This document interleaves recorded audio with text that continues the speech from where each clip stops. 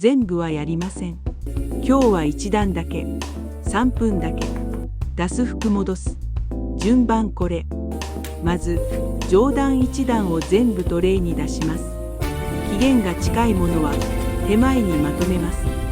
棚をさっと拭く。ゆっくりで大丈夫です。ベタつきが気になるところだけ2回拭き。戻すときはテテル揃える。